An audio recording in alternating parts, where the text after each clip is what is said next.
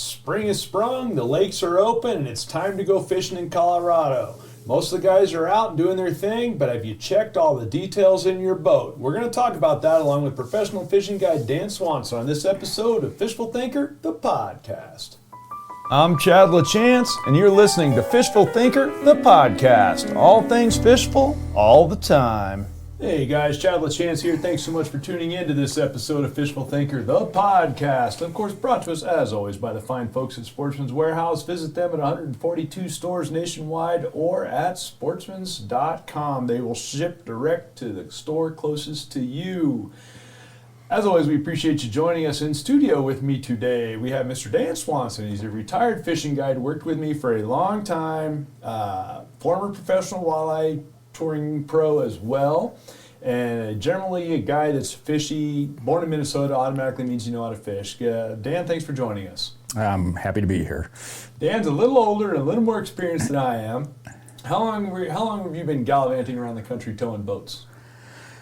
Let's see, like 2000, I think, was the first year I started doing the tour stuff. Yeah, as a pro. Okay, there you go. Before that, you owned boats. Obviously, you don't turn pro without having boats. How many boats do you think you've owned in your life?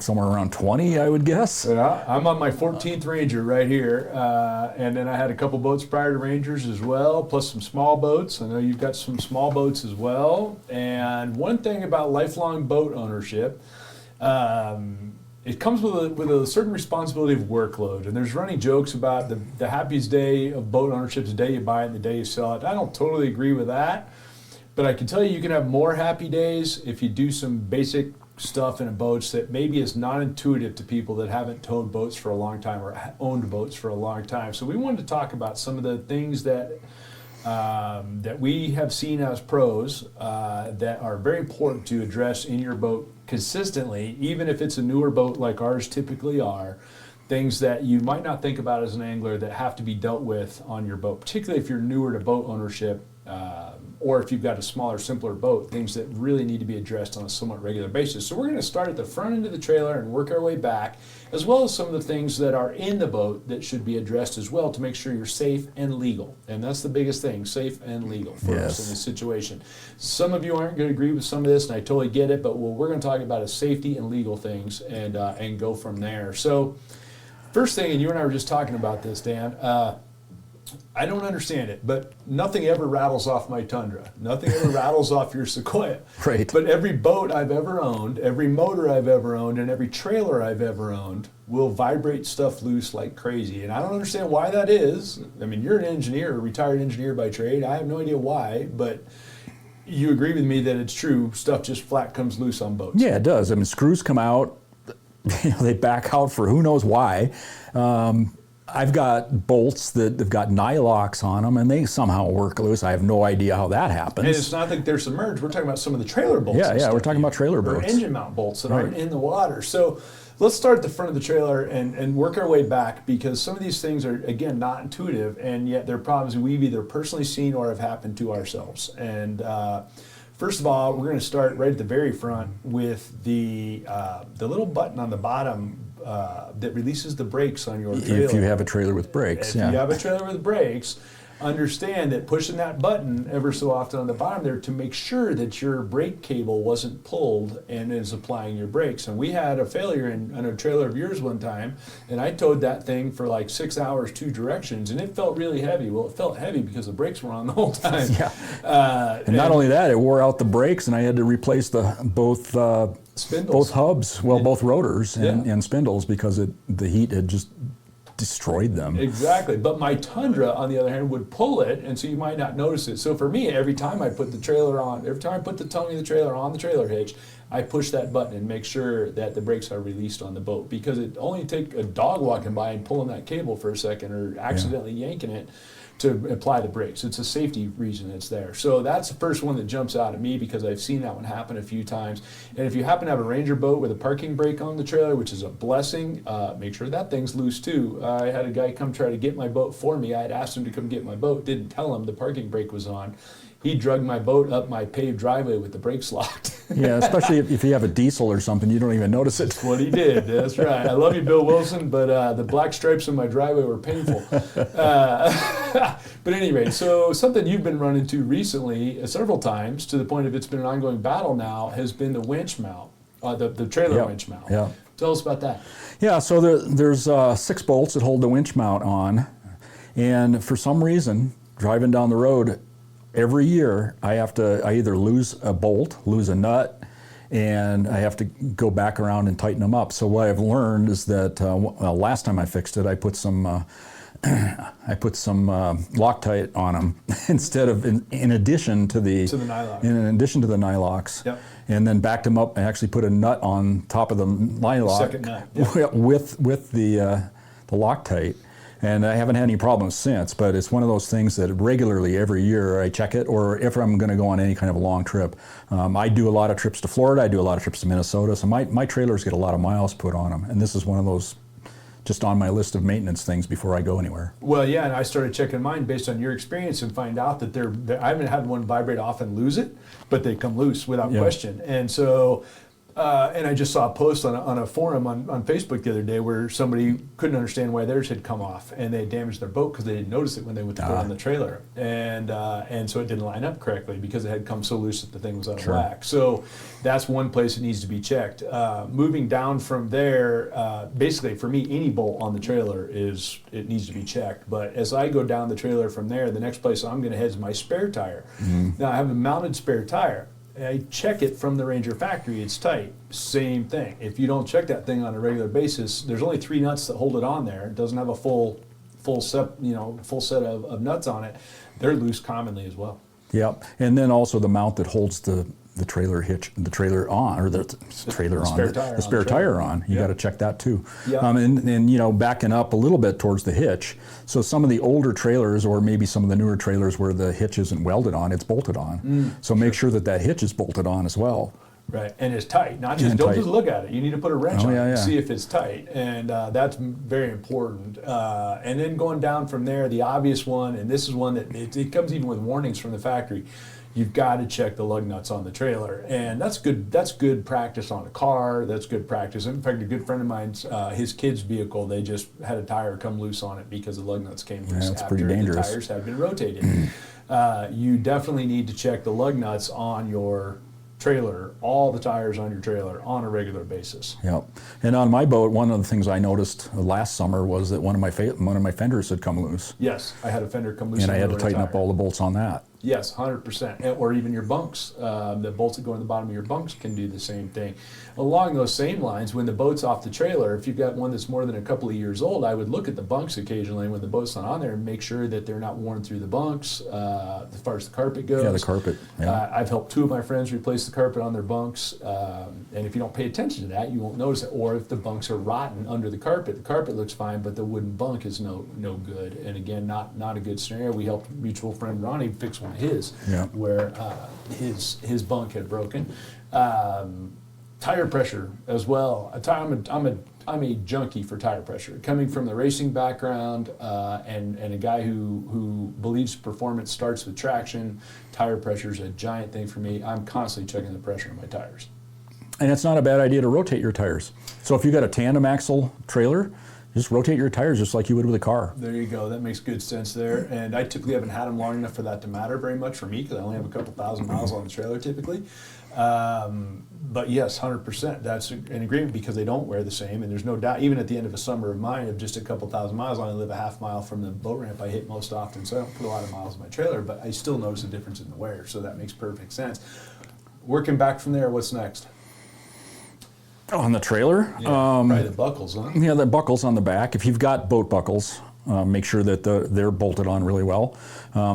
Make sure that if they're the retractable time, that the retraction system was working and that the ratchets are working the way they're supposed to. My boat doesn't have those. It's got the regular straps, but I need to check the straps, make sure they're not cut. Right. Make sure the hooks are in good shape and where it's mounted on the boat and on the trailer. On the trailer. And so, as you know, I had a boat where, moving a little bit, kind of working backwards here because I got sidetracked, the bow hook on the boat Oh, yeah. came loose. I had one And I didn't notice it until I'm cinching the boat down the trailer. I'm like, why is the front of the boat moving? Well, the bow hook was loose. So I had to pull the front panel and get the bow hook reattached. And that's literally the first piece of hardware they put on the boat. Right.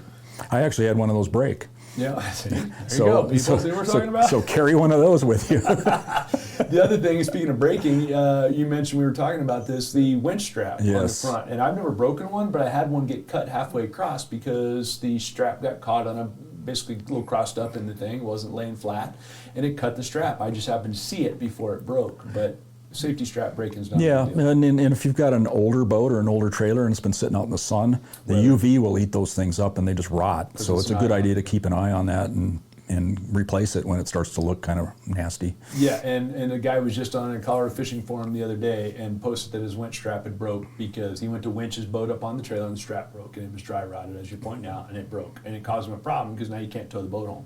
Can't get it on the trailer. Right. So unless you power load them like you and I do.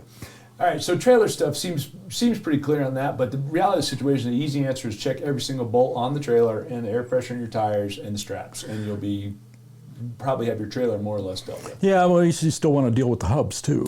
Oh, we didn't talk about the hubs, Dano. See, that's why Dano's the smarter one in the group. Hubs. Okay. Hubs are one of those things that I think everybody expects when they buy a trailer is going to be a no maintenance thing. People put bearing buddies on them, but I don't care what hub system you have. There's no such thing as a no maintenance hub system on a boat. Right. At Yep. least not once you get to a certain mileage. Yep. So the permanently sealed ones, our Rangers have these sealed hubs, and there's no maintenance involved in them, but eventually they do start to leak. And that's what happened to me last summer. Is I noticed I had some grease coming out. So I went in and took to the dealer, and they replaced the whole mechanism, and then they kind of rebuilt the second one, and I carry that as a spare now. So I can easily bolt it on if I have a problem. There you go. And I want to point out that your boat is a 2020 model. Yes. So it's not like it's an ancient boat. It's a 2020 model boat with non-serviceable hubs. But it's probably got 50,000 miles on the trailer. I'll vouch for that. So yeah, hubs are something and if you're not familiar with wheel bearings and all that, take it to any trailer shop. It doesn't even have to be a boat shop. A lot of Right. the boat shops are booked like crazy. You can't get in there, but a trailer shop you can. And so if you're talking about hubs, if you can't get into your boat dealer, you can take it to a trailer shop and they can typically do that. But it's not terribly difficult to do, but if you haven't dealt with wheel bearings, it's very messy. It's very yucky and it needs to be dealt with or you're going to have a hardship. And I pulled in a parking lot one time at a boat ramp in Florida at like 4:30 in the morning, got up early, I'm all giddy, I'm going snook fishing, get out of the parking lot. Ooh, somebody burned a hub. I turn around and look and it's mine. Yeah. Talk about ruining your morning. I've literally got oil pouring out of the side of that was my old boat I had. It had bearing buddies. And I let the bearing buddy go dry and burned up the hub. So, but they'll go, even if you don't let them go dry, the wheel bearings will wear out and over time. And also because they're screaming hot and you back them into the water. Right. And It sucks the water in. And it sucks the water in, right. You get that issue of instant cooling, which is not good for metal, for sure.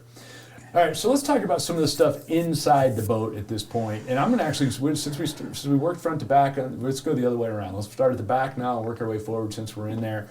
For me, once a month, without fail, all the engine mount and jack plate bolts get checked because if that motor comes loose, bad stuff happens. Period. Yeah, you don't want that motor to end up inside the boat, Which it is inclined which to has do happened if to it do. comes loose because the cables grab it. I check the engine mount bolts, the jack plate bolts if you have them. I always check any of the other visible bolts that I can get back there, and I'll put a wrench on the two that hold the lower unit on as well because I know of several people that have lost lower units that just fell off. So Ryan Wood.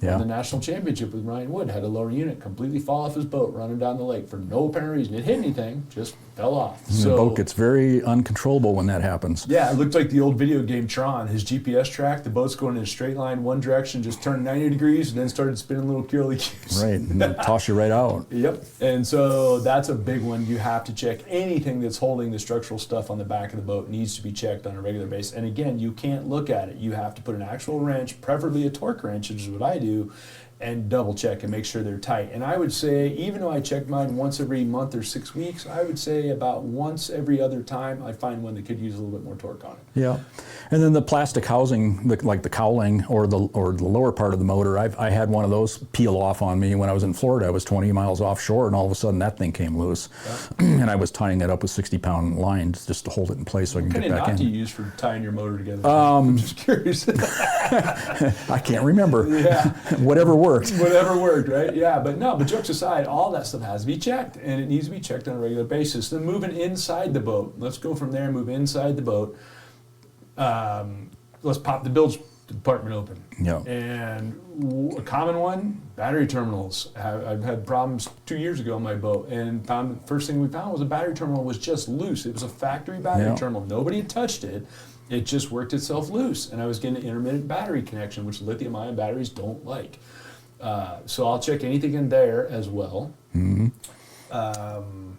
What else would you check inside there? Anything? I definitely check all your battery terminals. I think that's a good point.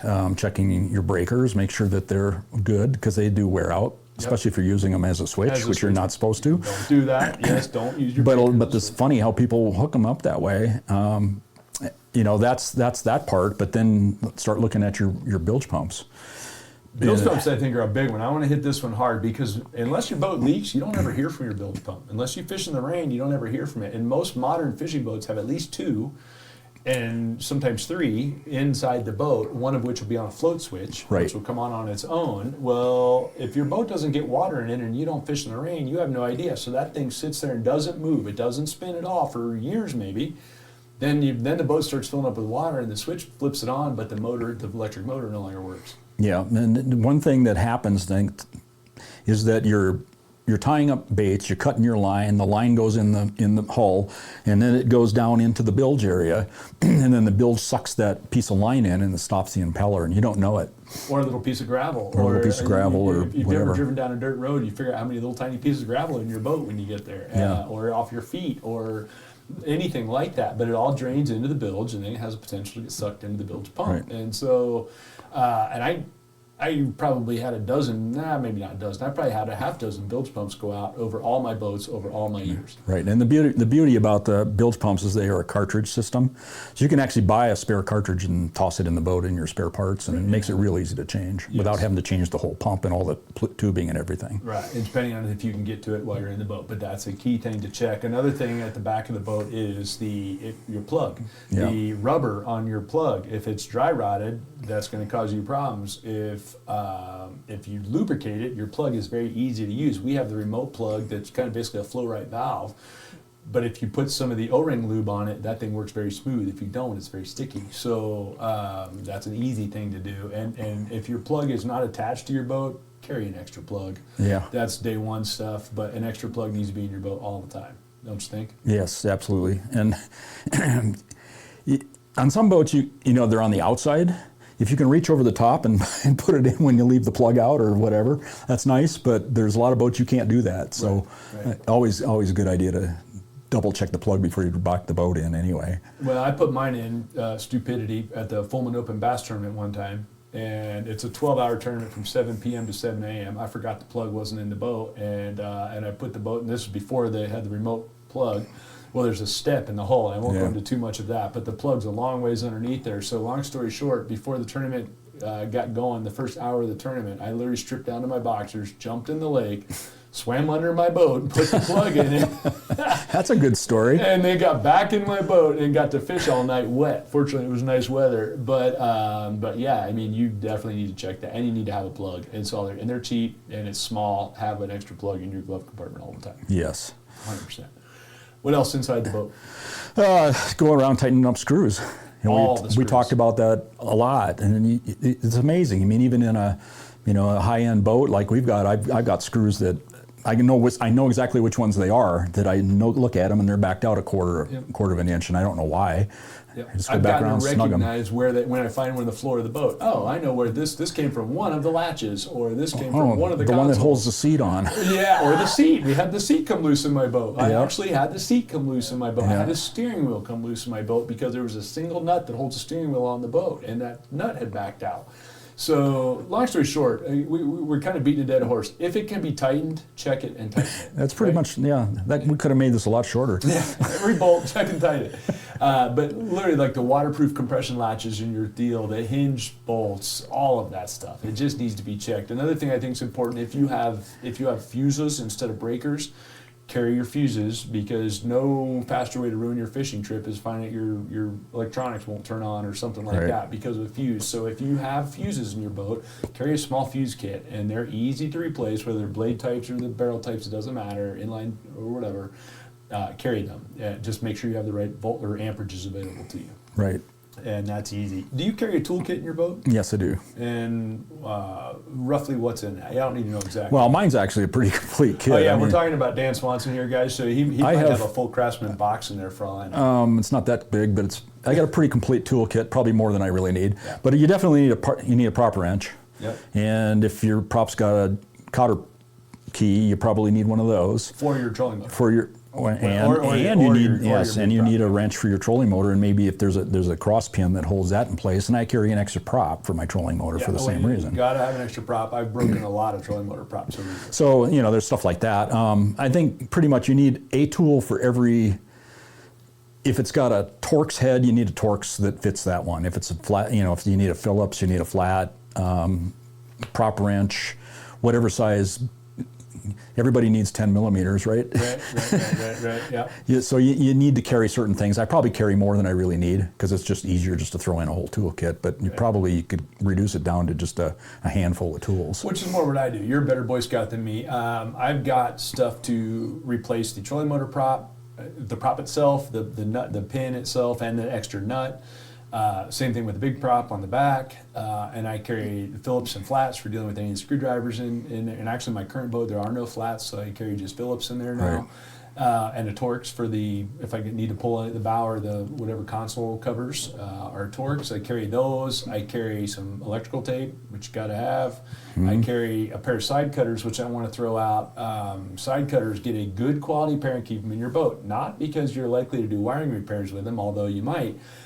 If you hook yourself, it's a way easier to get a treble hook off of a jerkbait if you can just nip the split ring off with a pair of side cutters or nip the hook off and go down the road. So for me, they're a safety thing. And speaking of safety along those same lines, I carry a first aid kit in my boat all the time. Yes, absolutely. And it's prepared for cuts. It's prepared for a hooking, including a piece of line to get the hook out that I keep pre-tied in my first aid kit.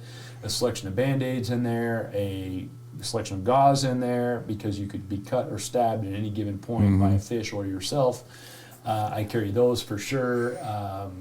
Some antiseptic kind of things. Antiseptic cleaners. Yeah, and in fact, last spring fishing with you, I got hooked twice in the same day. We don't need to talk about that. But yeah, we were able to pull the hook, put some antiseptic wipe, put a Band-Aid on it, and I was back to fishing. It took us longer to film it than it did to do it. So, and right back to fishing. If you're not prepared and you don't have side cutters, we're going to the dock because there's no way to get that jerkbait out of my hand without getting the hook off of it. And we were able to just keep fishing quick because we cut the hook off and then pulled it from there. So. Yeah, and a set of pliers actually has a cutter on it, but it's really hard to get that in there. The side cutter makes it a whole lot easier. That's a good point, Dan. I mean, you can have a pair of needle nose with a cutter, but no, getting that in there is tough. A good quality sharp pair. I had about 3 pairs in my toolbox in the garage, and I started trying to cut hooks with them, and I decided that they were all too beat up, and I went and bought a brand new clean pair to put in the boat, and then I oiled them and put them in the boat just for that reason. So I have them for whether I need them for electrical or I need them for myself. I also carry zip ties in the boat, and I carry a little bit of duct tape, although admittedly the only time I've ever used the duct tape on was to repair a blown zipper in my bibs. I looked pretty redneck out there fishing in it, but hey, my bibs stayed on, and that's what mattered. So, but I do carry that in the boat, and that's it. And there are times where I'll up that a little bit if I'm going to be in a tournament situation or something where I know I need to fix the boat. Otherwise, I just need to get a Band-Aid and get back to the dock. The other thing I'll throw out there that's good to have in your boat is a pair of jumper cables that you can jump your own batteries with. Yes, or a jumper box. Or a jump box, one or the other. And both of those have come in handy as much for me and other people all the time. I carry a 100-foot piece of rope as well, and I've towed people with it a bunch of times, and I've been towed once. But either way, that same blue rope has stayed in all my boats for the last decade, and it has nothing to do with me docking the boat. It's just for towing whoever needs to Yeah, tow. it used to be one of the tournaments I used to fish that was required. Piece of equipment was a 100-foot piece of rope. Oh, really? I've never seen that as a requirement, but I carry mine for sure. Moving up on the front of the boat, we talked about tightening stuff, but also checking for corrosion on electrical connections anywhere. If you see any sort of corrosion on electrical connection somewhere, like that white fuzzy stuff you get from, what do you call that when the voltage? Electrolysis. Yeah, electrolysis. Yeah. If you see that anywhere, it needs to be dealt with sooner than later because it will cause you problems. What am I missing? I carry an extra prop. Some people don't. Right. Depending on where I'm at, I do and I don't. Yeah. If I can get back safely on my electric motor, Sure. then I do. But if I'm going to some place like Powell where I could be 50 miles up lake, no, I don't. I have an extra prop all the time and a hub kit for it. And that's important. And if you have a hub kit, the other thing is some way to block the prop so that you can get the hub loose if it's too tight. Yeah. And we ran into that when I was at a tournament in Bull Shoals, anyway, I'm blanking the name out, but anyway, we were in Arkansas and in a tournament, and we spun a hub. We didn't have any way to get the prop loose. We had the wrench, but we couldn't hold the prop tight enough to get it loose. And so there I am climbing around in the bushes on the side of the lake looking for a stick we could wedge in the prop so that we could get it loose. So now I carry a small block. If I have my prop, I carry a small piece of 2x4 that will wedge the prop against the bottom of the lift plate, and you can get it loose because the engine compression alone is not enough. If that thing's torqued, you can turn the motor over. Well, especially if you got a blown hub because thing's going to spin anyway. Right. So you need to be able to get it loose. So that's a key thing there. Let's talk about something that people might not be thinking about inside the boat, because this is one that two different things related that we've been stung on personally. One is your life jackets and your throwables. Just because they're in the boat doesn't mean you're legal. They have to be rated for the size of the people in your boat, for one. So an adult large life jacket, even if it looks small, is not legal if you're under 90 pounds. And so the life jackets have to be sized for whoever they are. Your throwable and your life jackets cannot have ripped seams by Coast Guard rules. Those seams have to be, so in other words, if your throwable's got a blown seam, I've got a very close mutual friend who got a ticket because he had about an 8-inch tear in the material that holds the throwable together along one of the seams. They wrote him a ticket for it, saying that is not satisfactory condition for safety items. Same, and they told him at that time, same thing with life jackets. I looked it up, and sure enough, and you had one that we probably guys don't expect at all. Tell us about that. Yeah, so if you are one of those people that has inflatable life jackets, in order for them to count, you have to actually be wearing them. So if you have, say 3 inflatables and nothing else in the boat, and they're in a compartment somewhere, and you get stopped, you're going to get a ticket for not having a life jacket, right, even though you've got 3 of them on the boat. Now, if you have 3 of those inflatables and you have 3 regular life jackets, you're okay. Now, if you're wearing those inflatables, then they count.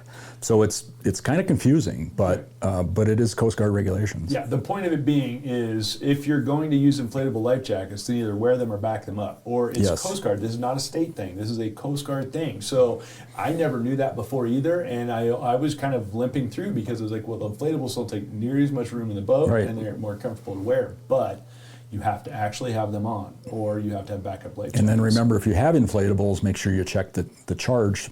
Make sure it's green, not red. And There's a somebody's gonna little say, indicator. They don't leak. Final day of the High School Bassmaster National Championship in 2016. We're getting ready to launch. We're in 4th place. We're in the hunt for the win. They came and did a spot check on everybody's life jackets, and Ryan Wood's life jacket was not in the green. And it was a straight up panic mode because we didn't have a life jacket. We can't leave the dock. Right. And I didn't even think to look at that thing. It's just something you take for granted because Right. I never inflated used it. Why would it leak? Well, it leaked. And fortunately, another boat that happened to be sitting there as a spectator threw us a life jacket quickly, and we didn't miss our launch order. But they were doing last-minute checks, and they looked at it. So you'll never, it's something you might not even think to ever check. But if you're going to use inflatables, which I'm a big advocate of, I like inflatables for a lot of things, but you need to back them up, and you need to check that they're good. And the funny thing is, you need to check them all the time because they could be good today and not tomorrow. Right, exactly. And also, I'll throw out a quick pointer. This happened to me last summer. Don't leave the thing on the deck of your boat while you're working on the boat. I left an inflatable on the deck of the boat, and I was working on the boat, and it got hot, and it popped for no reason on the deck of the boat. And it was a Mustang one. And it popped and inflated my life jacket on the deck of the boat. Well, I had one that blew up inside of a compartment this year. Oh, it I did. opened the compartment and there it was. All blown up. Yep. So And I have no idea how it happened. If they get too hot, they'll do that. So keep that in mind. Anything else last minute? We wrap this up because, and guys, I don't want you to take this as a negative. These are things that are none of it takes very long. And if you just set it up as a maintenance thing, it's quick business to go through. And once you do it a little bit, you'll learn what stuff is on your boat.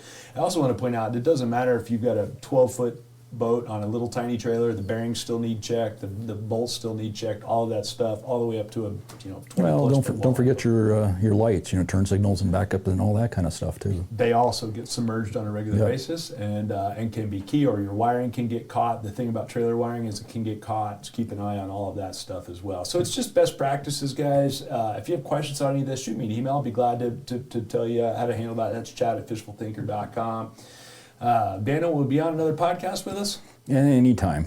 And aren't you As long going to as I'm Hudson around. Bay or something? Where are you driving now? I'm not going anywhere like that. I'm going up to Banff and Jasper, Oh. and then maybe drive over to Vancouver and back. But that won't be till July. Oh, okay. Well, last year you drove all the way to the Arctic Ocean, so you just never know where Dan's headed these days with his boat in tow. But always appreciate you having us on, or being on, I should say. And guys, if you want to join the conversation on social media, I'd appreciate that. It's at Fishful Thinker on Facebook, Instagram, or TikTok. Check us out on World Fishing Network and Altitude Sports Entertainment. We're airing 3 or 4 days a week on each of those networks in 7 countries, wherever you are. So check us out there, and hopefully you'll check out our YouTube at Fishful Thinker as well. That'd be very important, and please subscribe while you're there. Thanks for listening. This has been Fishful Thinker, the podcast.